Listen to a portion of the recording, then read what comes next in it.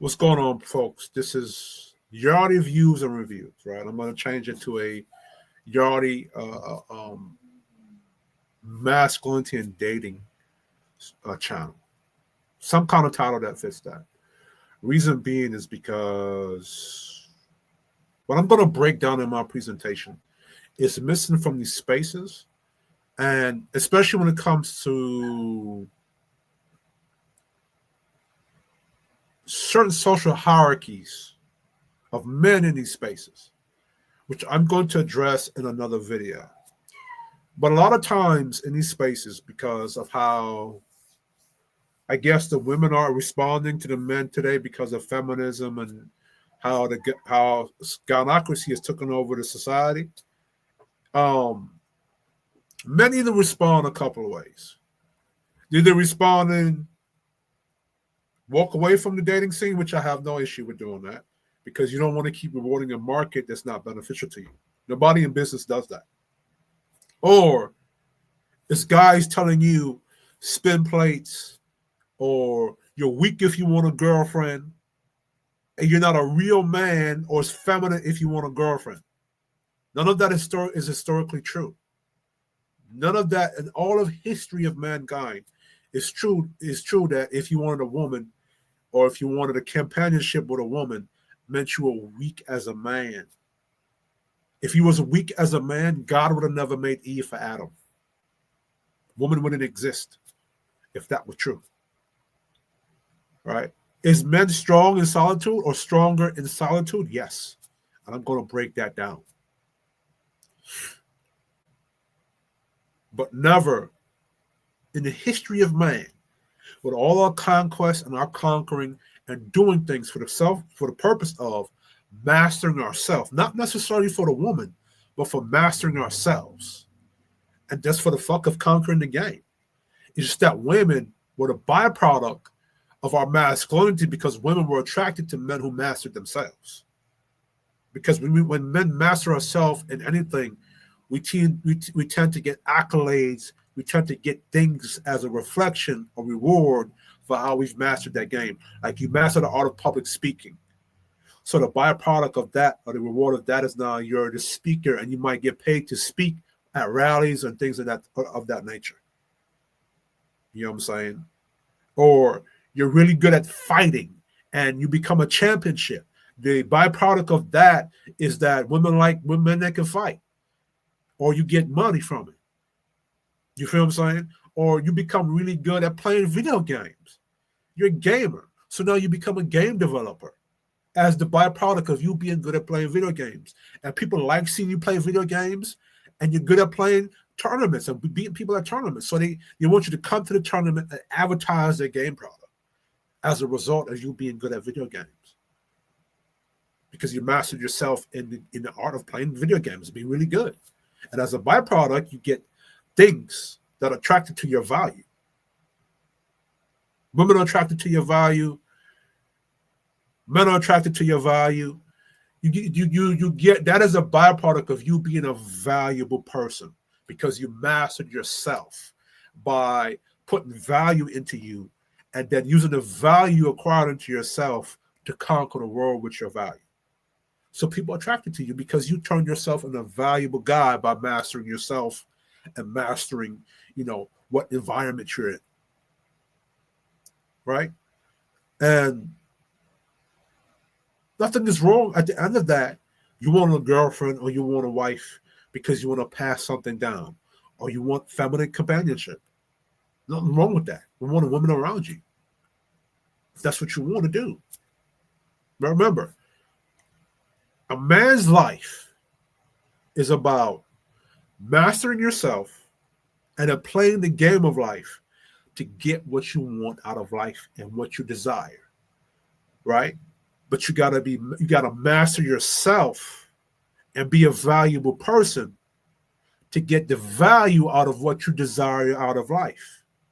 And I'm going to break it down today. So without further ado, let's get to the presentation. Is it feminine to want a girlfriend or a wife? Before we even ask the question, is it feminine to want a girlfriend or a wife, we must establish something simple. There's nothing feminine or weak about a man wanting companionship. Men are human. Men desire connection. Men desire a woman aligned with their mission. This is not feminine. This is normal. You're normal. You're a normal guy if you want a bitch or a woman in your life. The maturity comes from why you want it and how you choose it. This video is not about shaming men who want relationships. It's about bringing clarity to the purpose behind those desires. The principle. A man must have purpose for what he wants. A man can want a girlfriend, a relationship, a wife. And there's nothing wrong with any of them. But a masculine man asks himself, why do I want this? And how does it fit into my mission? That can apply to anything you do. That can apply to fighting. You say, why do I want to go to MMA to learn how to fight, to defend myself? Because in the world, in the environment I'm always challenged. So I want to be able to defend myself and protect the people around me. Or I'm a construction, I'm a construction worker. I want to be in construction. What I have to learn, I have to learn how to use tools. I have to learn the safety precautions I have to take. You understand? I have to study the game of construction to be great at construction, to master myself in construction. And if I keep doing what I'm doing in construction, eventually it's going to lead me to a trade, HVAC or carpentry, and eventually become a master tradesman, and eventually be able to pass down my game and teach other people that come after me because of my mastership in that field. This applies to anything in life. The desire is not the problem. The lack of purpose behind the desire is the problem. The reality check. Modern expectations versus realistic standards. Why men say, I want a girlfriend with zero body count. So this is it, right? You cannot say you want a woman with zero body count because that is impossible in the modern world, right? Now, not because men shouldn't value sexual discipline from the woman, right? But because women living a normal non-304 life will still have past relationships, past intimacy, and relational history. The real concern is not her count. The real concern is she a woman who has lived a disciplined non-304 lifestyle? There's a difference between a woman who had relationships versus a woman who lived recklessly. Men must judge the difference with wisdom, not fantasy. Now, let me say this. You're going to say, why are men able to sleep around with hoes and be promiscuous and be non-disciplined with their fucking? First of all, I think a lot of players and pimps and dating coaches like to do, and a lot of women like to do, is like y'all like to conflate and mix up the two, right? There's a difference between the 304, the good woman, and the lady. See, men are promiscuous, or were promiscuous, or used to be before feminism, right? Were only promiscuous with the 304s. And the chick at the 304 house. He wasn't that way with the good woman or the lady. As a matter of fact, in the Victorian era, there was a saying: it was better to sin with a 304 than it was. They didn't call it 304. You know what I mean? It was better to sin with a 304 than to seduce a good woman, right? So that was the difference. Second, even when men are sleeping around with different women because we're held accountable and we have to be responsible, we're not just sleeping with women and being irresponsible with them. What I mean, right? We got to make sure we wear condoms.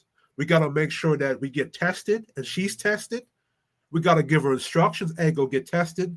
Take birth control. I'm going to go get tested. I'm going to get condoms. So even in that instance, we're disciplined because we're protecting ourselves and we're making sure that the woman, by following our instructions, have structure and she's protected. So even in that, we're disciplined. Women, on the other hand, because the STD rate amongst y'all is high as fuck, apparently. Apparently, you're not able to be disciplined with your box. Right? So these are the differences.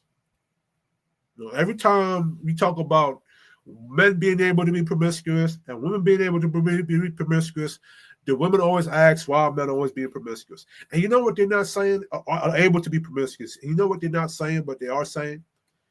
Women love to jump on this internet to say the reason why you niggas is mad because most of y'all not getting box. So that means that you're not giving out box to everybody. You're giving out your box to the niggas you're attracted to, and you're allowing yourself to be shared around. So guess what that means? It's more difficult for men to be promiscuous than it is for women to be promiscuous because women don't give box to everybody. They only give box to the niggas they choose to give box to. And you hear women say it. They'll say 95% of you men don't get any box. And only 2% of men get able to skip the head of the line and gain access. They say it. So if only a 5% of the men are able to get past the line and get access to your box, and the 95% of the men don't have access to your box, what does that mean? That even as promiscuous as men want to be, we cannot be simply because a woman, we can't just take sex from a woman. She chooses who to give sex to. Get it? I hope y'all got it. The vetting question. What did she fix before she got to you? This is the core of the masculine vetting standard. Every woman has a past, but did she fix the parts of herself that failed in her past? A mature woman can say, I was wrong. I lacked accountability. I contributed to the breakup. I learned from it. I'm emotionally stable now. A woman who cannot do this is not ready for a relationship with a masculine man. It is not her past that matters, it's her growth. Now, her past does matter in certain instances. Like, if her past was shady, and I might break that down, right? Hold on, let me do it like this. So this is what you got to be careful about a woman's past, right? If I can find it, and I did break it down in a video, in another video prior to this. Main chakra, study of masculinity, no, study of human. Let's see here. This is where you got to be careful about women in their past, right? Especially what kind of past do they have? Do they have a 304 lifestyle type of past? You know, were they a killer in their past? Were they what were they in the past? You know what I'm saying? If their past was just regular balance, they were just going through life and shit happened, okay. But you know, give me a moment. Let me find it.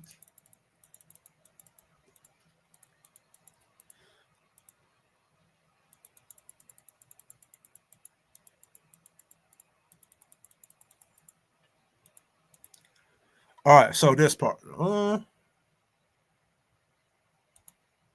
Yeah, this part. Let me show you. The half redemption game. Modern 304 is like Corinne Steffens. I spelled her name wrong in here. My bad. I don't give a shit. Pretends to consider submission or redemption, but never fully commit. When she says, I would at least consider it, that's fair phrasing. That phrasing exposes her mindset. It's not obedience. It's not respect. It's conditional negotiation. Meaning she'll consider being traditional only if it fits her terms.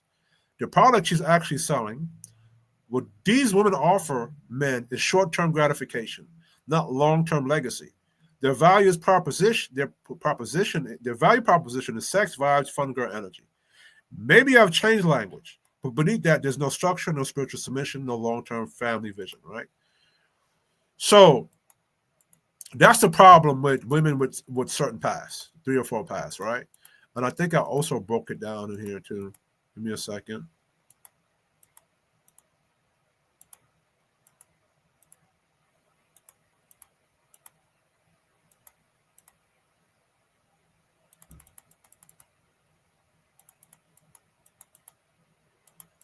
Like, y'all gotta subscribe to the channel and stay tuned for my videos because I say some good shit, bro, for y'all. I'm not against 304 as a hookup culture. Understanding is there. I just don't like when certain groups of men in these spaces don't allow men who actually like women and want to be with women are not allowed to set standards of the type of woman they want and also control part of the market. It seems like most of the men online want all the women to be 304s and hoes. Not for the benefit of some masculine honor system, but to benefit their own dick and self pleasure. That's what I don't like. Um, I even broke that down in that video. Oh, this this this this this one is perfect. Is important. A situational change. I stopped because I couldn't keep doing it. Doesn't necessarily equal a change of mindset, moral compass, or loyalty, orientation. When conditions shift, a new opportunity arises, attention returns. The same pattern of behavior could reemerge because the root cause wasn't addressed. Therefore, such women remain higher risk partners for traditional men who value loyalty, discretion, and consistency. Even if you're a regular guy, right? Even if you're a regular dude, and you just live a regular life, you're not traditional, you're kind of balanced like myself, because I'm not, I don't consider myself a traditional guy in the purest sense. I'm more of a hybrid, right? And I'll explain that in another video, right? A morally unprincipled lifestyle. Some women who once lived a promiscuous or morally unprincipled lifestyle later appear to change, settling down, marrying, or adopting conservative rhetoric, like Sadie Khan, right? These women, yo, there were so many conservative women that fooled you, that was 304s and became conservative, that fooled a lot of guys that I saw. It's just that my platform wasn't big enough to sound the alarm, to be careful. You know what I'm saying? These women are often used as examples to argue that the 304 lifestyle can be redeemed. However, this appearance of change must be examined by the motive and sustainability, right? So basically, you got to be careful about these people. There are thus two kinds of 304s. The conscious 304, deliberate, ideological, aware, and often proud of her choices. That's your Corinne Steffens, that's your Brittany Renners, that's your that's a lot of people that I can't think of right now. The conditioned 304, impressionable, conforming, following social trends without full comprehensions of long-term consequences. The first is harder to redeem because her values align with promiscuity. She believes it's right. The second might be more redeemable psychologically because she acted from confusion, not conviction. But she still faces practical consequences, loss of trust, reputation, and damage. Now, the condition 304, I think, is most women, right? Most women do this because they follow a trend, right? And because women are more communal based on the hunter-gatherer stage, they are trained and they're conditioned because of their biology to follow groupthink. And because men were more solo dolo during hunter-gatherer, we built up a resistance and immunity towards groupthink. We had to learn how to think for ourselves because of survival. You feel me?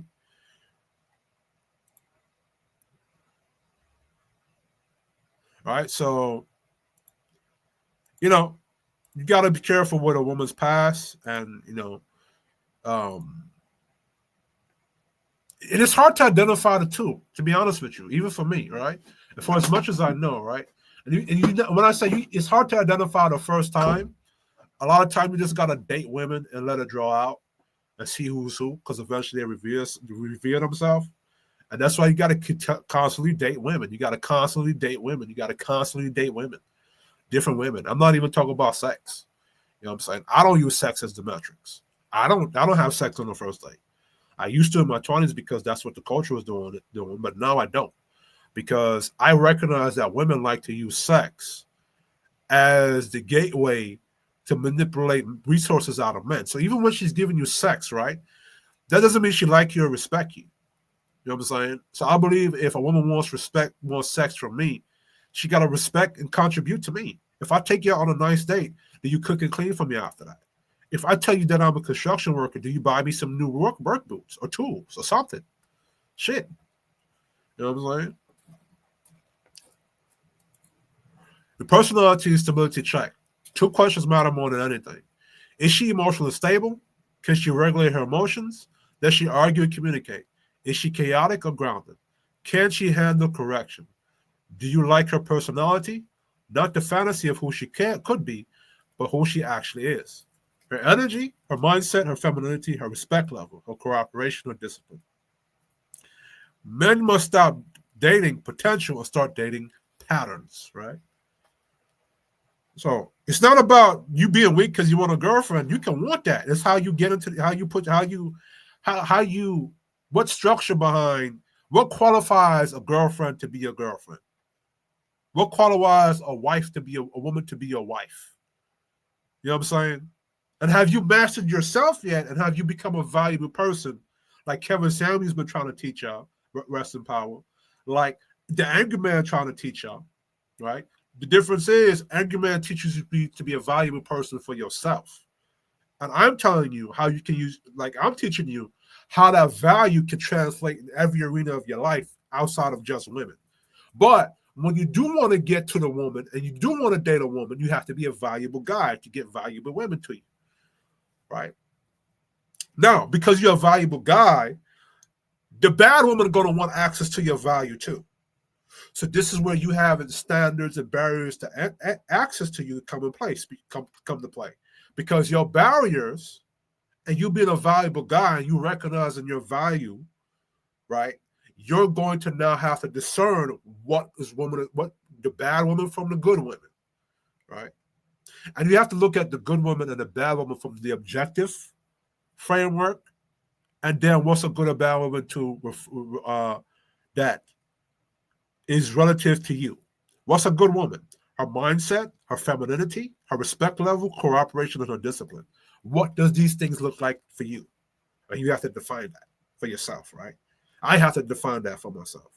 Like, woman respect for me is respect level for me is like, yo, if I tell you I don't like something, you just stop doing it. Or respect level for me would be like, yo, if I say, yo, I'm going somewhere and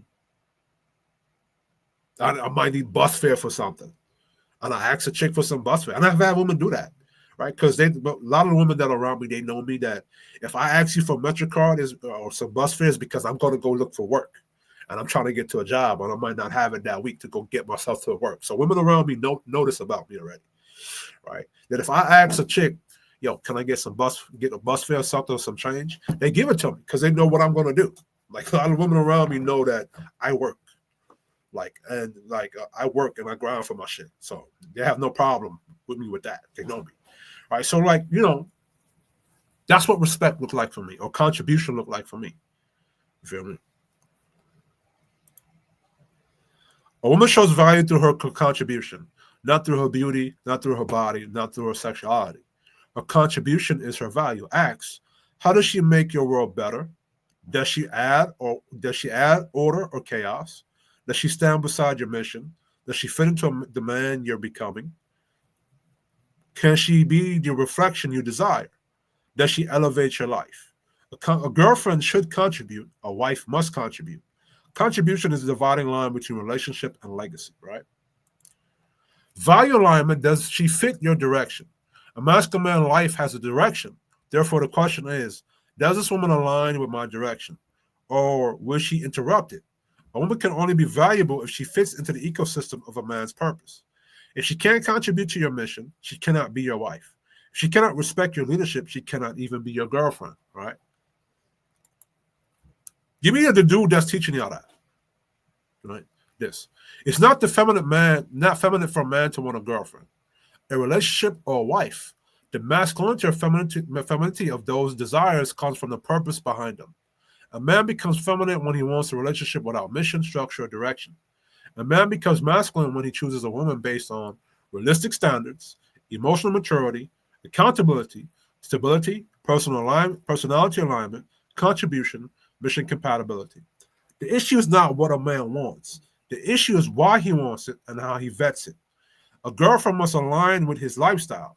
A wife must align with his purpose. Masculinity is not in the desire, it's in the discipline behind the desire. In other words, when you're going to go work for a company, Don't you check to see what benefits that company has to offer you before you give your value to that company or that job you're working at or the career you're going to work at, right? What incentive? So, for example, you want to go to be in a trade, right? The reason why I went into the trade is because of what? I get to learn a skill, and two, right? I get to earn money. But guess what I do first? I make sure I vet out the people that I'm learning these skills from. Are they respectful of the people they're teaching? Are they is the job going to respect the value that I bring to them? You feel me? Based upon that, it's going to determine if I work for this company or not. And men, we do that shit all the time. I don't know why we don't do this when it comes to dating and vetting women and just adjust it for dating, right? Dating, the world, I just use the trade thing as an analogy for y'all to see the principle of it, right? But you just adjust it for dating, right? Right. So just like I would vet a trade, like a carpentry trade school, to see how it is, how they respect the students, how they teach the students, is it effective what they're teaching? When it comes to women now, I'm going to vet to see if she aligns with me or where I want to go, and how she contributes to me and reflects what the value that I add to her. You see what I'm saying?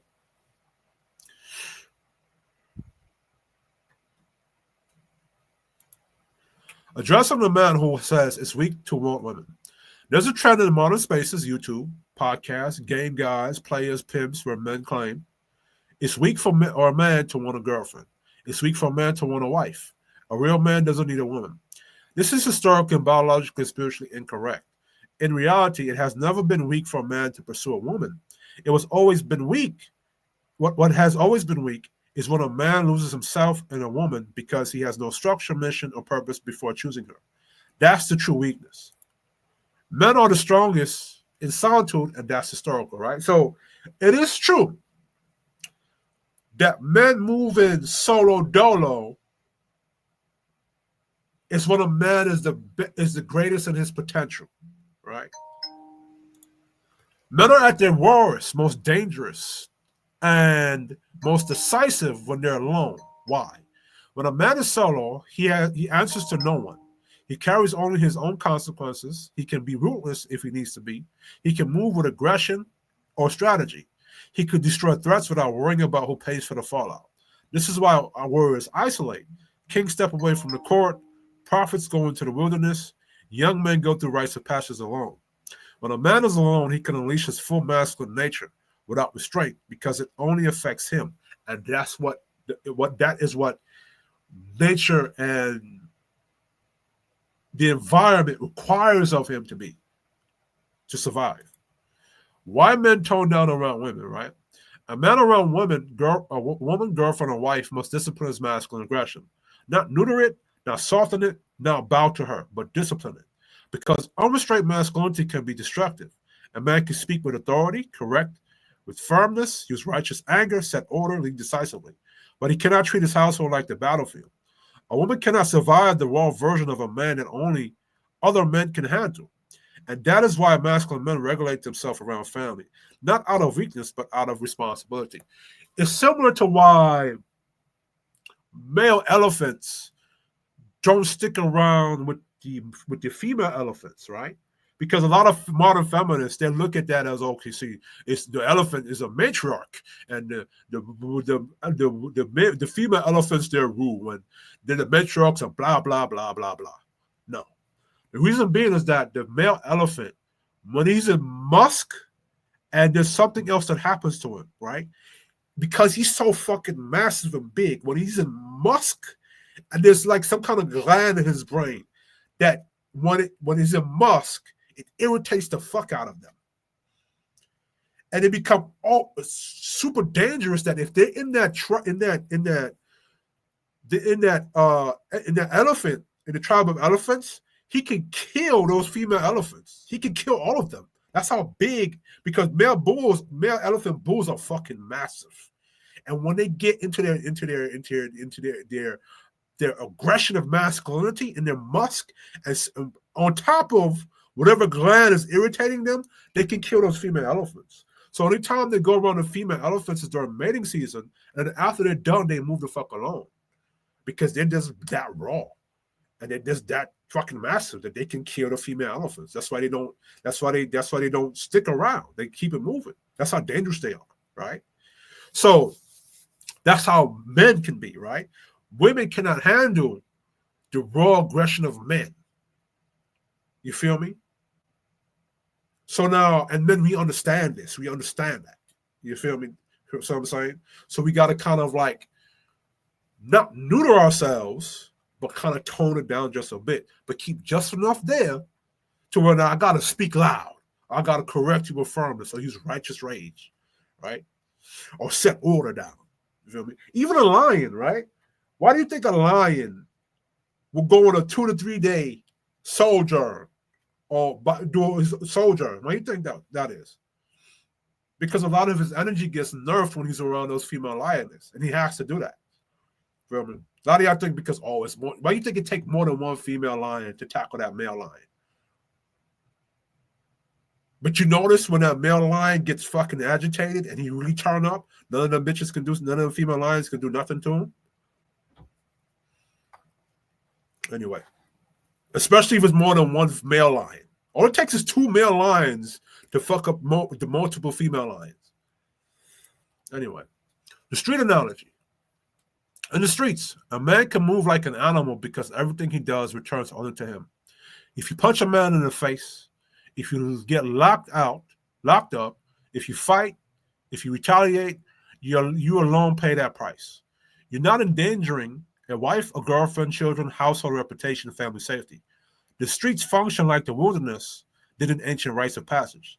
A man is strongest when he is unrestricted, untamed, unjudged by society, responsible only for self. That proves solitude strengthens a man's dominance. Responsibility forces him to restrain it, but restraint does not equal weakness. Restraint equals leadership, right? Even though men are strongest alone, men have always sought women. And here's the key point. Being strongest alone does not mean men are designed to stay alone. Historically, men have always sought women, not always for marriage, sometimes for legacy, sometimes for companionship, sometimes for sex, sometimes for alliances, sometimes for dynasty. A man's reason can vary. Wife, girlfriend, concubine, side women, open relationships, casual sex, legacy building, and union. But the pattern is the same. A man chooses a woman based on purpose. Adam was not weak because he desired Eve. Kings were not weak because they built dynasties of women. Warriors were not weak because they had families to defend.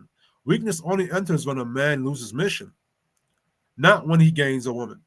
So what Adam's weakness was, him hearkening to the voice of his wife instead of following the law of God. That was his weakness. Right? Not Eve herself, but him hearkening on to Eve. You feel me? Because God could have just punished Eve and kicked her out of the garden and made a new woman for Adam. You feel me? So that's the thing. It's when men allow women to usurp them, or men, allow an unworthy woman to have access to them. You know what I mean? That's the weak part. Any relationship a man enters must have structure, purpose, and intention. Even if she's a fun girl, side chick, casual partner, a girlfriend, or wife, there must be reason, order, direction, purpose, boundaries, a mission she fits into. A man choosing a woman is like choosing a job or career. You don't walk into construction blind. You learn the risk, the roles, the tools, the responsibilities, the environment, the skill set, the consequences. A man enters a relationship the same way, with awareness, structure, intention, with responsibility, with purpose, right? Objective. Men are strongest in solitude because pure masculinity thrives without responsibility outside of himself, right? So, when men are only responsible for themselves, right? He's not responsible for a family, a business, anything like that. He only has the responsibility to eat, live, pay his own bills. That's when he's the strongest. But now when he has to be responsible for other people, he can't just make cold-blooded decisions without thinking about how it's going to affect his woman, his children, his environment, and the people around him. He got to make calculated decisions at that point, all right? Because you're responsible for other people. You feel me? But men have always sought women not out of weakness but out of purpose. It's not weak for a man to want a girlfriend, a partner, a wife, or even a casual companion. Weaknesses appear only when a man desires a woman without structure, direction, or mission. A disciplined man regulates his destructive potential around women and family, not because he's weakened, but because leadership demands restraint. The strength of a man alone does not contradict the necessity of women and legacy. A man can be a savage in the wilderness and strategic in the household. Like it's like a police officer versus when he's a husband at home now, right? He can dominate in solitude and still choose a woman for reasons rooted in purpose, right? The issue is never that a man wants a woman, or it's like a UFC fighter. He's dominant in the ring. Like, look at Rampage. Rampage Jackson is a perfect example. You know what I'm saying? He whoop your ass in the ring. But no, he's still very direct around women, but he's not as agitated or aggressive towards women. He's more firm, but he's not the way you see Rampage in the ring, he's not like that around women. He's still direct, he's still firm, he's still masculine. It's just he's more toned down around the women, if you can understand what I'm saying. All right. The issue is never that a man wants a woman. The issue is why he wants her and how she fits into his mission, right? Masculinity remains intact when desire is backed by structure. It collapses only when desire replaces structure, right? Raw masculinity is honor, not judge. In the streets, masculinity operates under a completely different code. And I'm going to save this to something else. I'm not going to really fully read this to y'all. All right, that's for something else. When a man enters a relationship, he must restrain the full force of his masculinity, not because he's weak, but because he knows he has something to protect. A woman cannot handle a man in his raw street mode state or raw masculine state. A household cannot survive that energy. A family cannot be led with jungle law. So the man disciplines himself, not neuters himself. This also answers your question: why are men allowed to be be a street nigga and he can redeem himself, but a woman, when she's a 304, she can't redeem herself to be a housewife? This also answers the question.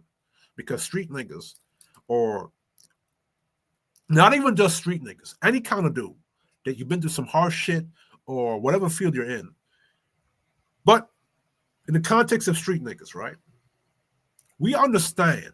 Well, I'm not a street nigga myself. I was just outside. Let's just say that. I was outside. I'm not a gangster, I'm not a street nigga, but I was outside, right?